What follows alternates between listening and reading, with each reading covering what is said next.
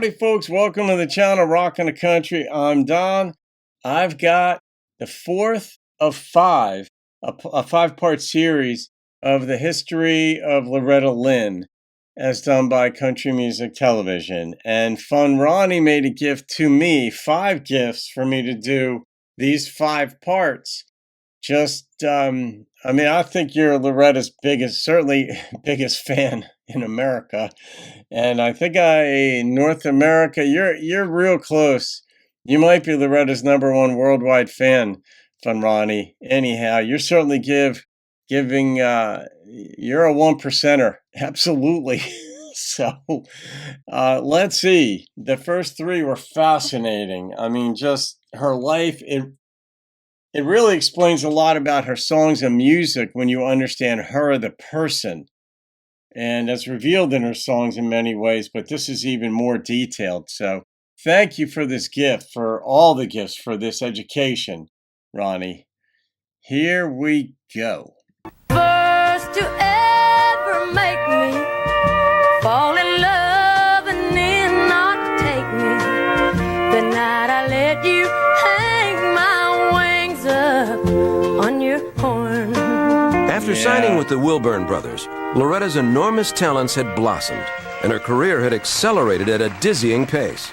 By 1967, she was the Country Music Association's Female Vocalist of the Year. By the end of the decade, her popularity had surpassed all other female country singers. I think what set her apart that she would do songs that were a little risque, one's called Rated X or Wings Upon Your Horn, things that a little bit different than just a straight-ahead girl country song. But while Loretta's popularity was exploding, the Wilburn Brothers were self-destructing. In the late 60s, Doyle's excessive drinking was causing problems within the organization. Teddy, who had worked most closely with Loretta, left the act and moved to California. Late in 1970, Loretta realized she was being woefully mismanaged. She found herself at an agonizing crossroad. These men that she loved like brothers had made her career, but now they were killing it. Loretta informed Doyle Wilburn she was leaving the agency. The Wilburns promptly sued her for $5 million. The 20-year contract is a lifetime contract, they call it. And I signed 5 of them in one day. And I think 3 of them was with Doyle and Teddy. Every woman in the history of country music who has gone out on her own has had to face a lawsuit. Look at Dolly Parton and Porter Wagoner. The examples are numerous. The lawsuit severed the relationship between the Wilburns and Loretta Lynn. The strong, almost familial bond that had grown up around the Wilburn brothers and the Lynns was a casualty of the litigation. No longer a side item in the Wilburn Brothers act, Loretta Lynn was now headlining her own tours. She was single-handedly bringing women out from under the shadow of the male superstars, proving that women were worthy of the same artistic and financial consideration as their male counterparts. There are 3 women who profoundly changed what it meant to be a female country star in our time. Loretta, Tammy Wynette, and Dolly Parton. And Loretta was first. By the end of the decade, she had won 3 National Songwriters Outstanding Achievement in Songwriting Awards. And throughout this whirlwind of activity, she was writing and singing about her own life with startling honesty. This award ain't some doing means of fighting mad. You don't need no more of what you've already had. Just wars on the warpath tonight. She was, by and large, writing these songs that were not only changing the face of country music for women, but changing the face of country music. Her fans were women and are women, and that's the way she likes it. That's who she's addressing. Really? She's talking woman to woman, and that's really a breakthrough and really, really important. Appealing to women as much as she did, it was no accident that Loretta teamed up with one of country music's best-known heartthrobs, former rock and roll star and teeny bopper icon, Conway Twitty. The collaboration charmed both critics and fans. Making believe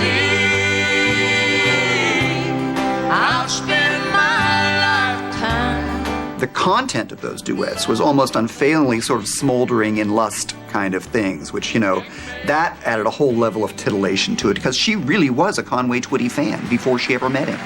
Mississippi man, we won it. Loretta continued to win every award available to female country artists, but she remained a second-class citizen. Even though America was in the midst of a women's movement as women burned bras and took to the streets demanding and receiving greater equality, the conservative country music establishment was slow to pick up on the trend. The highest honor in country music, the CMA Entertainer of the Year Award, was solely the dominion of men. No girl singer had ever won, and few females had ever even been nominated. In 1972, Loretta was again nominated, but held out little hope that she or any other woman could win. Country Music Entertainer of the Year is Loretta Lynn.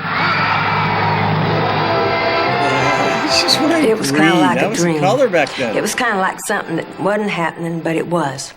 She had no idea a woman could win that award. There is a certain sisterhood, a kind of sisterhood among the female performers. And when Loretta Lynn became the first woman to win Entertainer of the Year, I think you probably heard shouts of applause from every pair of lips that had lipstick on it in this town. Loretta continued to knock down doors with her accomplishments and her often strident songs about relationships. But the song that would ultimately define her was a simple, heartfelt tribute to her childhood.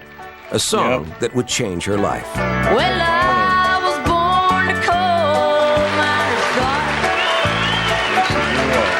in a cabin on a hill in Butcher Hollow. Coal Miner's Daughter started a chain of events that would radically alter the public's perception of country music.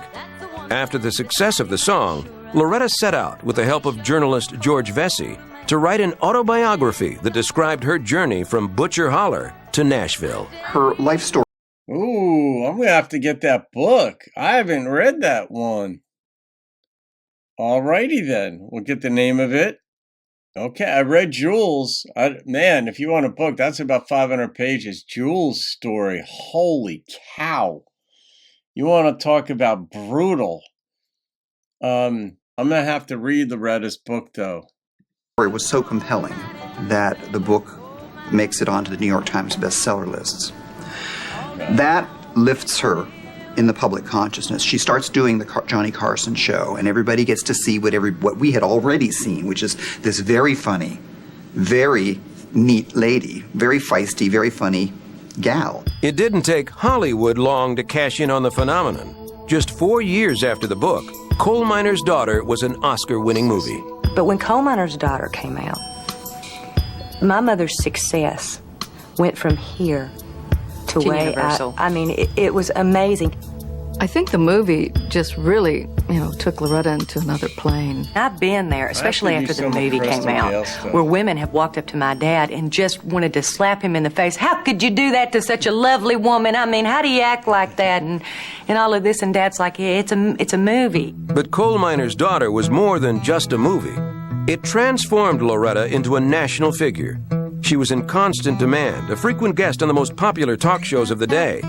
She recorded at least 2 albums a year and began touring relentlessly, expanding the popularity of country music throughout the world. A rising tide lifts all boats, and it was because of the success of Coal Miner's Daughter that country music really does take a leap forward in the public consciousness. The funny thing is, in her words, the movie ended and it looked as if she had ridden off into the sunset with dew, and of course that's not what happened. The rosy scenario painted at the end of the movie was indeed not what happened.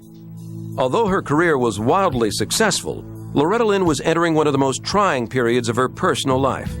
The lawsuit that had begun in 1971 with the Wilburns finally came to trial. That's right. A broken-hearted Loretta was forced to take the stand against the people she loved. Through her tears, she recalled numerous incidents of Doyle's humiliating drunkenness while working on her behalf. When it was over, the shaken and weary Loretta Lynn had won her freedom. But for the Wilburns and others, the wounds would never heal. Doyle took it particularly hard. Never have I seen a broken man. He was crying. It hurt him because he loved her so much. And the whole family loved her. Mom Wilburn, she loved her just as much as Doyle and Teddy did. He never believed that it would go down and happen like that. Regardless of what transpired, it was a sad thing for friends to not still be friends. It just ended in a wrong way. It had to go to court, and I don't think it needed to. I think it could have worked out. Loretta's most difficult trial, however, began in 1984 when her son, Jack, drowned while crossing a swollen river on horseback. He was the oldest son, the spitting image of his father, and in many ways the child that Loretta felt most sentimental about. Jack Benny Lynn was 33 years old. The loss changed both Loretta and Doolittle forever. When they pulled my brother's body out of that river, somewhere on that creek bank, we lost a great deal of my dad. I mean, he was never the same. No, there was a big... Our family was never the same. Everybody says, well, the horse kicked him. And I don't go for that. Never will. What do you think? I think somebody hit him and threw him in the water. Loretta definitely hasn't gotten over losing Jack. And I don't think anybody gets over losing their children in any way. With the lawsuit and the death of her son, Jack, Loretta Lynn had endured a devastating 4 years. But they would not compare to the pain of what was to come. And love is the foundation we lean on. Coming up, the battle that had raged for 40 years comes to a quiet end. And finally, I looked down at him and said, honey, you just go around the corner and I'll be okay. When CMT Inside Fame continues. What a way to end it, where I can like barely talk. I didn't see that coming as like the ending part of this thing, but what a story. I mean, lawsuits are kind of common when you're dealing with big dollars.